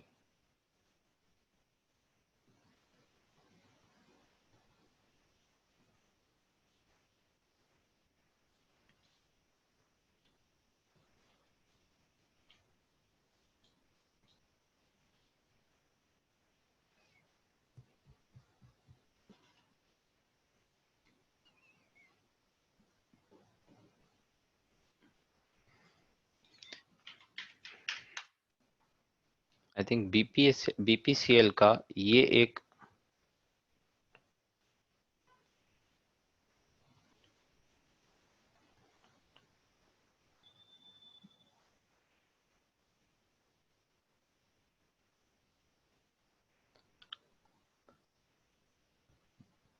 सर उज्जीवन में अभी कुछ ऐसे कैंडल्स के फॉर्मेशन हुए ही नहीं है जिससे हम कुछ आइडेंटिफाई कर पाए। IPO के शेयर में तो हम कर ही नहीं सकते technical trading.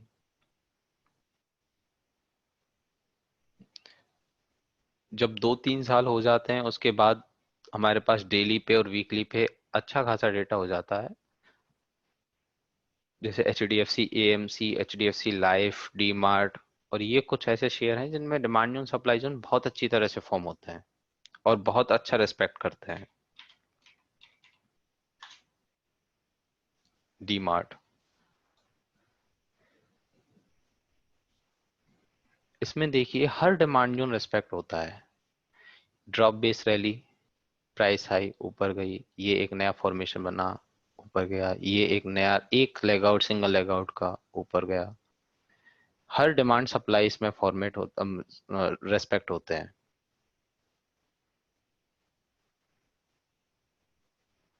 No data no trade.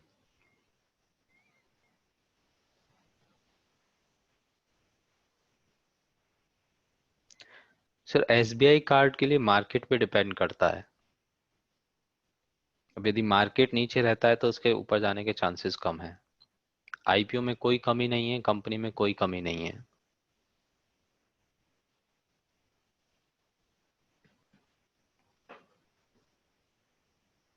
यदि आपको श्योरिटी नहीं है, क्योंकि हमारे पास आगे कोई चार्ट नहीं है, कोई कैंडल नहीं है, कुछ भी प्रीवियस डेटा नहीं है,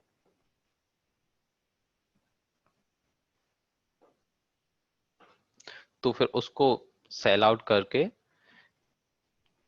कोई दूसरा स्टॉक जो कि अच्छे मंथली के, क्वार्टरली के डिमांड जोन में आया है, उसको इन्वेस्टमेंट पर्पज से बाय कर सकते हैं। डाउ 10% के लोअर सर्किट पे था, भी हो सकता है कल हमारे मार्केट और गिरे। अभी जो ट्रेड हो रही है वो इस क्वार्टरली के डिमांड से ऊपर की तरफ जा रहा था मार्केट। जिस दिन 10% का लोअर सर्किट लगा था वो इस क्वार्टरली के डिमांड जोन में आने के बाद ही रिवर्स हुआ था।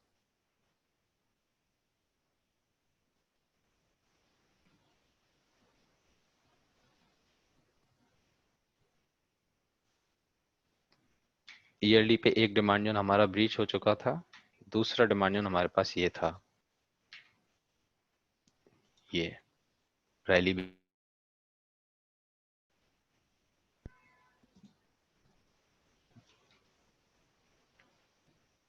इस ईयरली के डिमांड जोन से कोइंसाइड करता हुआ ये एक मंथली का डिमांड जोन है जो कि रिवर्सल भी है, ड्रॉप बेस रैली। यदि ग्लोबल मार्केट के सेंटिमेंट्स ऐसे ही रहते हैं तो फिर आराम से निफ्टी यहाँ पे भी आ सकता है।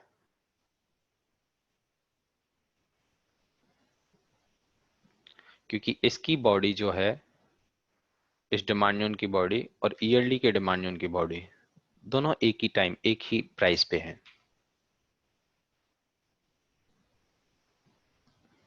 सिर्फ अकेला नहीं, इसको हायर टाइम फ्रेम का सपोर्ट भी मिल रखा है और इसने इस वाले पूरे प्राइस सेक्शन के ऊपर भी क्लोजिंग दी है, न्यू ऑल टाइम हाई बनाया था।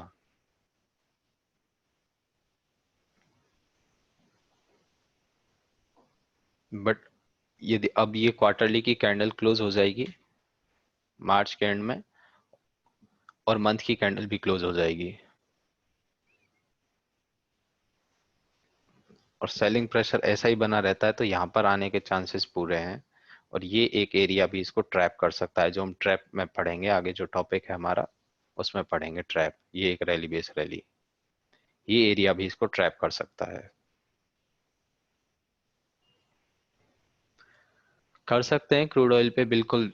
कोई भी चार्ट हो कैंडलस्टिक फॉर्मेशन पे, सारे के सारे, चाहे वो यूएसडीएनआर हो, क्रूड ऑयल हो, सिल्वर हो, जो भी है, गोल्ड है, उन सब पे ये सारे फॉर्मेशन काम करते हैं। वॉलेटिलिटी का बस फर्क होता है क्योंकि कमोडिटी मार्केट ज्यादा वॉलेटाइल रहता है। हायर टाइम फ्रेम में ट्रेड करना, डेली से नीचे नहीं जाना उसमें, इतनी वॉलेटिलिटी जब है तो।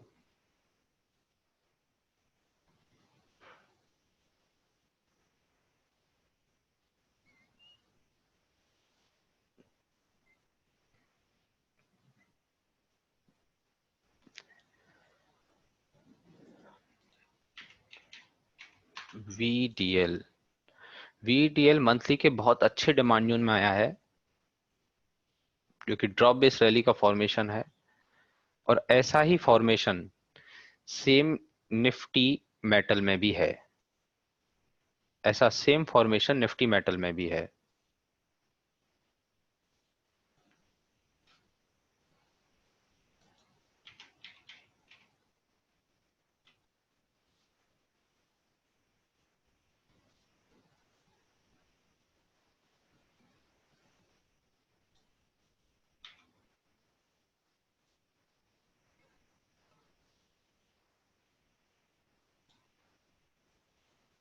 ये देखिए, ये वेदांता का ग्राफ है और ये निफ्टी मेटल का ग्राफ है। ओवरऑल सेक्टर ही बहुत अच्छा लग रहा है निफ्टी मेटल अभी। ये जो स्ट्रक्चर था इसने इस पूरे एरिया के ऊपर क्लोजिंग दी थी, इस पूरे एरिया के ऊपर ऑल टाइम हाई लगाया था सेक्टर ने। अभी वापस से उसी में आया है सेक्टर। सेम वेदांता में, वेदांता ने भी इस पूरे प्रीवियस मूव को खत्म करके ऊपर की तरफ क्लोजिंग दी थी, अब वापस वो भी सेम टाइम पे उसी में आए हैं। जब सेक्टर ने अच्छे डिमांड जोन में एंट्री ली है तो उस सेक्टर के जितने भी स्टॉक्स हैं उनमें यदि इस तरह के फॉर्मेशन हैं तो उनमें हमें लॉन्ग हो जाना चाहिए। ये सही टाइम है इन्वेस्टमेंट करने का। यदि तो पैनिक है आपको तो आप अपनी 100% क्वांटिटी यहाँ पे बाय मत कीजिए, थोड़ा और वेट कीजिए। यहाँ पे 50% बाय कर लीजिए और थोड़ा नीचे आए, डीप में आए जोन में, तो 50% और बाद में कर लेना।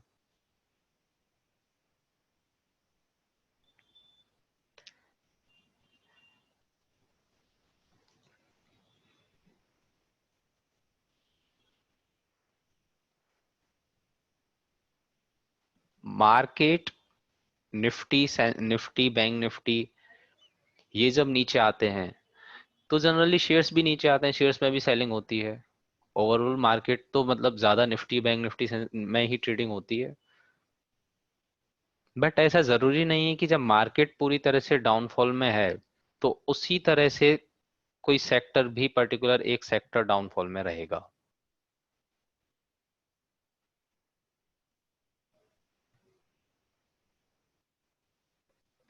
अभी इस टाइम पे जितने भी सेक्टर्स हैं वो सारे के सारे किसी ना किसी डिमांड जोन में है। जैसे निफ्टी क्वार्टरली के डिमांड जोन में है, वैसे ही सारे के सारे सेक्टर भी कोई ना कोई अच्छे बड़े टाइम फ्रेम के डिमांड जोन में है।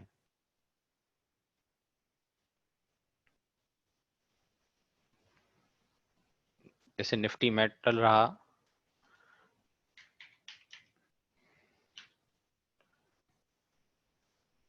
निफ्टी फाइनेंस सर्विसेज रहा,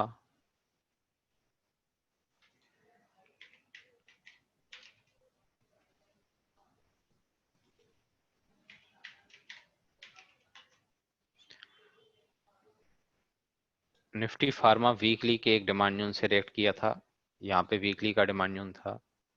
जनरली सारे के सारे शेयर, सारे के सारे सेक्टर किसी ना किसी बड़े टाइम फ्रेम के डिमांड जोन में है। ऑटो भी था डिमांड जोन में, इस रैली बेस रैली, और एक इसके नीचे ड्रॉप बेस रैली का भी डिमांड जोन है। अब ऐसा है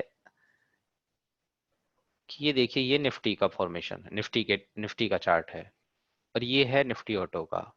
अब यदि ग्लोबल मार्केट की वजह से प्राइस नीचे आती है, पूरा मार्केट नीचे आता है, निफ्टी, बैंक निफ्टी, सेंसेक्स सब कुछ नीचे आता है, तो चांसेस है निफ्टी ऑटो और इनके शेयर भी नीचे आएंगे, क्योंकि इस आपस में सब कुछ ऑटो लिंक तो रहते ही है ना। निफ्टी ऑटो के कितने सारे शेयर निफ्टी में हैं, और जो कि अच्छी वेटेज रखते हैं, Bajaj auto, hero MotoCorp, Maruti.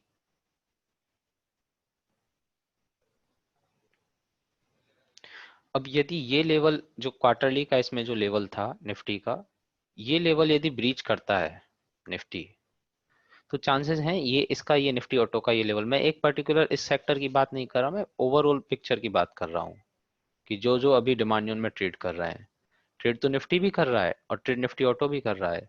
But जब निफ्टी नीचे आएगा तो निफ्टी ऑटो के शेयर में भी दबाव आएगा,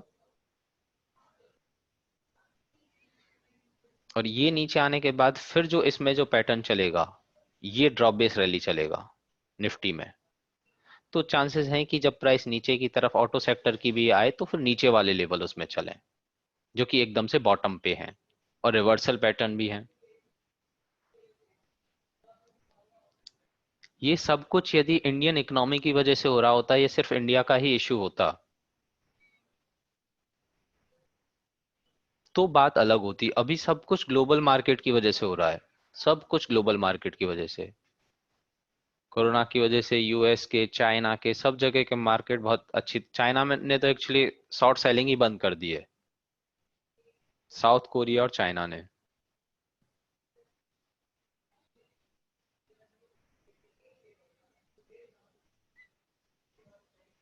तो जब बाहर के मार्केट प्रेशर में आएंगे तो हमारे मार्केट भी प्रेशर में आएंगे, तो फिर नीचे से नीचे एकदम से जो बॉटम के लेवल्स होते हैं और रिवर्सल पैटर्न होते हैं वही चलते हैं।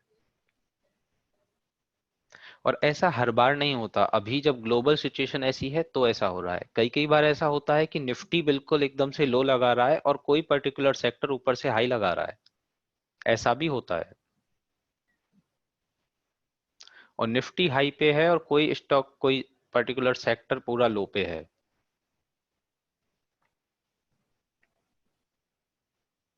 अभी सिचुएशन थोड़ी अलग है।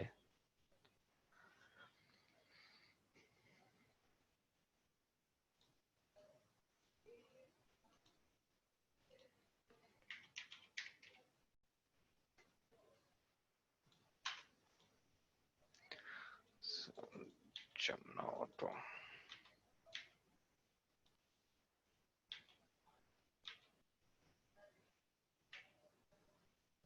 फंडामेंटली सर मुझे इसके बारे में आइडिया नहीं है, कैसा शेयर है ये। बाकी अभी इसमें कुछ ऐसा अच्छा स्ट्रक्चर है नहीं, कोई अच्छा स्ट्रक्चर है नहीं अभी जमुना ऑटो में।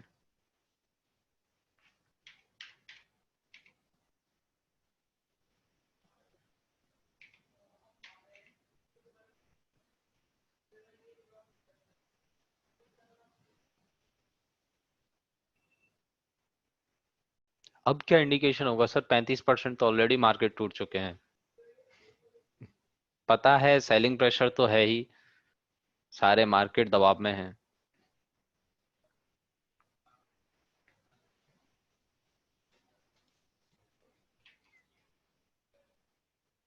फिलिप कार्बन शेयर के लिए सर बहुत लोग पूछते हैं।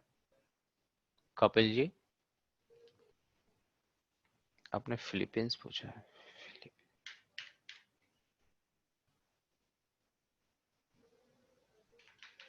सॉरी।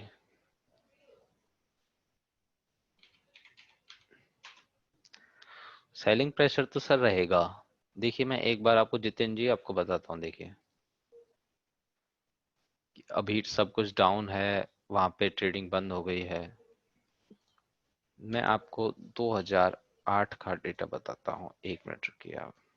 जनरली ऐसा माना जाता है जितने टाइम में स्टॉक नीचे आ रहा है, जितने टाइम में मार्केट नीचे आ रहा है, उतने ही टाइम में वो ऊपर जा सकता है, उतना ही टाइम लगता है उसे।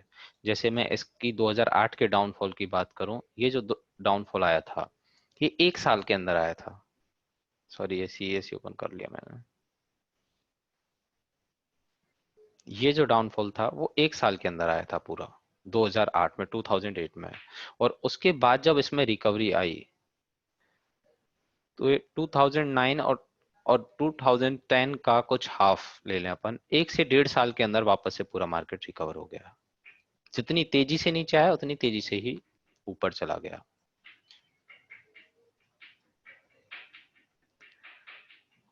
अब उस दिन मार्केट का लोअर सर्किट लगाना और उसके बाद इतनी शार्प रिकवरी देना, कहीं ना कहीं रिटेलर्स को ट्रैप करना भी था। देखिए ये जो चार्ट है ये 2008 का है, जब इसमें डाउनफॉल आना शुरू हुआ था, लगातार 2 दिन, लगातार 2-3 दिन तक लगातार सर्किट लगे थे। ये दूसरे दिन सर्किट लगने के बाद देखिए प्राइस में रिवर्स आया ऊपर की तरफ। अपन अभी की कैंडल भी देखेंगे, और उससे next day green candle form हुई। मतलब जो रिटेलर थे, 2-4-5 दिन तक प्राइस वापस ऊपर की तरफ जाती गई। रिटेलर और नोवाइस ट्रेडर जो थे, उन लोगों ने यहां पर जब मार्केट नीचे था तो अपना माल बेच दिया, सारा का सारा स्टॉक अपने सेल कर दी, सारी होल्डिंग सेल आउट कर दी। जनरली लोग करते हैं, क्योंकि टीवी पे, न्यूज पे, सब जगह ऐसा ही माहौल बनाया जाता है। और जब प्राइस ऊपर की तरफ रिवर्स होने लगी निफ्टी में, 2-3 ग्रीन कैंडल फॉर्म होने लगी, और 10-12-15% की उसमें रिकवरी आई, वापस से रिटेलर्स ने वहां पर स्टॉक से अब निफ्टी लॉन्ग पोजीशन बनाना शुरू कर दिया। इसको देखते हुए ये जो था वो पूरा ट्रैप था। उसके बाद क्या हुआ मार्केट में, ये ये देखिए, ये लगातार प्राइस नीचे नीचे नीचे नीचे नीचे की तरफ आ रही थी। यहां पर लोग ट्रैप हो गए, फिर से 1-2 दिन की रैली देखकर। सेम अपने मार्केट में अभी की सिचुएशन के अकॉर्डिंग ये हुआ है, देखिए इतने दिन तक price Nifty gap down gap down gap down open होने के बाद उसने लोअर सर्किट लगाया, और जिस दिन लोअर सर्किट लगाया उस दिन ग्रीन कैंडल फॉर्म कर दी। रिटेलर यहाँ पर ट्रैप हो गए, और नेक्स्ट डे आज सारे के सारे जनरली जो स्टॉक कल उस दिन बढ़े थे, और आज वही के वही स्टॉक 10%, 8%, 12% डाउन है।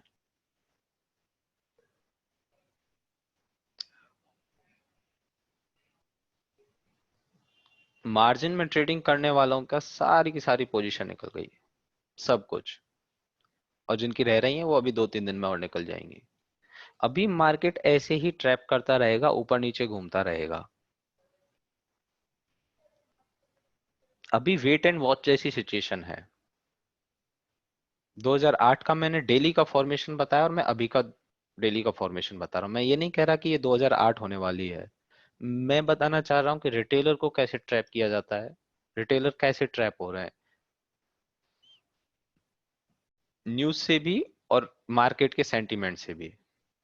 कल last time US market 10% upper circuit पे क्लोज हुआ। आज ऐसी क्या सिचुएशन बिगड़ गई कि उसने लोअर सर्किट बना दिया?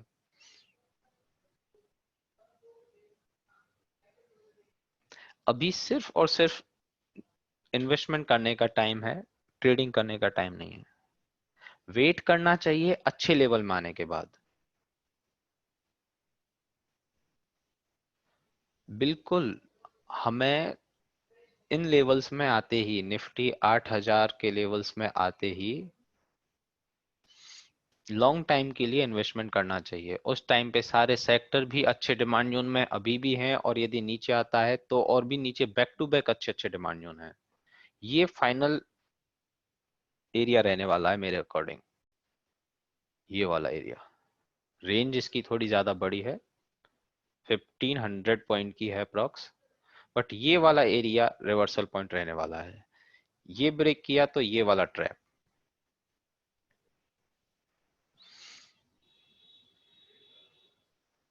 ये वाला ट्रैप, यहां पर निफ्टी आते ही यहाँ आप लोगों को यहीं से पर्टिकुलर सेक्टर और स्टॉक का इसी सेक्टर जो बताया था, इसीलिए बताया है कि अभी जब निफ्टी नीचे आ रहा है, सेक्टर नीचे आ रहे हैं, तो आप सेक्टर में भी सेक्टर के अकॉर्डिंग पर्टिकुलर स्टॉक में इन्वेस्ट कर सकें। जब इसमें इस एरिया में निफ्टी आए ना, तो आप लोगों को सारे सेक्टर वापस से चेक कर लेने हैं और सभी सेक्टर्स में अलर्ट लगा देना है कि ये सेक्टर कौन से डिमांड जोन में आया, ये सेक्टर कौन से डिमांड जोन में आया है, और उस सेक्टर के अकॉर्डिंग ही हमें पर्टिकुलर स्टॉक में लॉन्ग टाइम के लिए इन्वेस्टमेंट करना है। ट्रेडिंग नहीं करेंगे तो भी चलेगा, कोई जबरदस्ती नहीं है ट्रेडिंग के लिए। इन्वेस्टमेंट का टाइम है, इन्वेस्टमेंट कीजिए।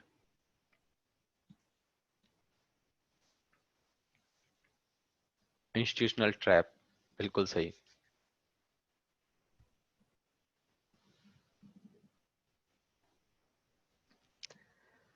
All right everyone,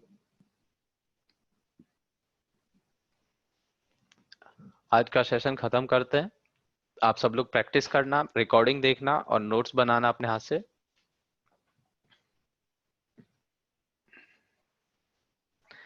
bye bye everyone, see you tomorrow, good night.